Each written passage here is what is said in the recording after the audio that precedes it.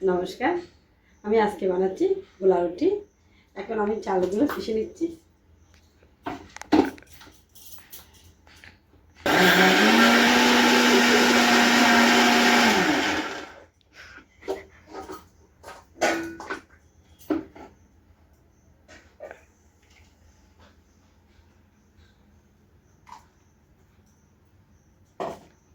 চালটা পিষে হয়ে গেল, সেখানে আমি একটু করে জল দিচ্ছি।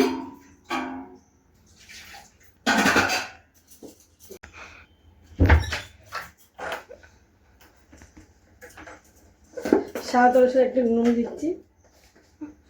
এখন আমি মিশ্রণটা মিশিয়ে নিলাম।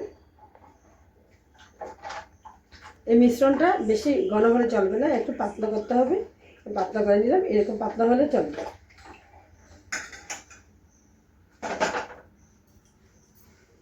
আমি একটু মিশ্রণটা ভালো করে মিশিয়ে নিলাম। নুনটা ওর মধ্যে মিশে গেল। বেশি ঘন হলে চলবে না, একটু পাতলা করতে হবে। এরকম পাতলা হলে চলবে, বেশি ঘন না বেশি পাতলাও না, মিডিয়াম।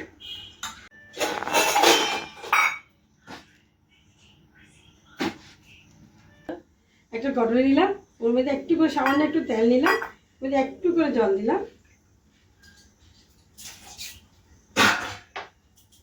জলটা আমি মিশিয়ে নেবো তেলের সাথে।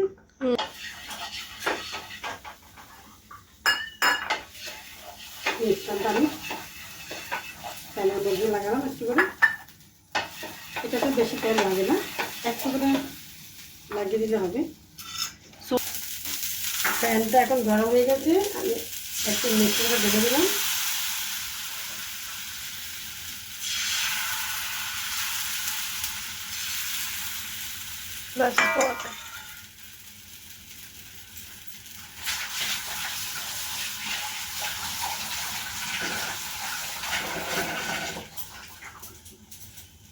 তাওয়া গরম হলে ফটফট উঠে যাবে।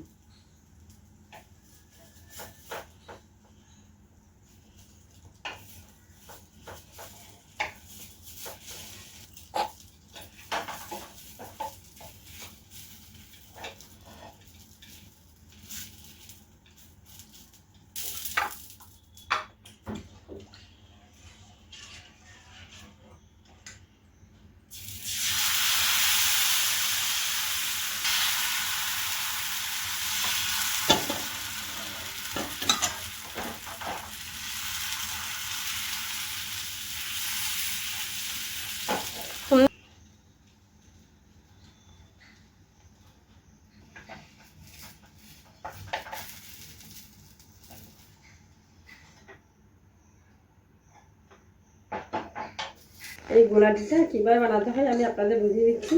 প্রথমে আমি চালগুলো ধুয়ে নিলাম, আধা ঘন্টা ভালো করে ধুয়ে নিলাম। তারপর আধা ঘন্টা আমি ভিজে দিলাম। তারপর আমি মিক্সিতে ওগুলো পিষে নিলাম।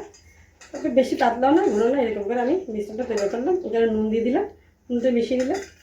এই নাস্তাটা বানানোর জন্য বেশি সময় লাগে না, সকালবেলা ফটাফট হয়ে যাবে। ঝটপট নাস্তার জন্য এটা সময় বেশি লাগবে না। এইগুলো আমার নাস্তা রেডি, কম সময়ের মধ্যে খুব সুন্দর নাস্তা, খেতেও ভালো লাগবে।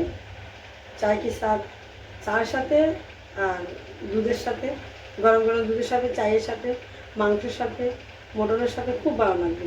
এটা বানিয়ে খেয়ে দেখবেন। নমস্কার, আজকের জন্য এতটুকু, বিদায় নিচ্ছি।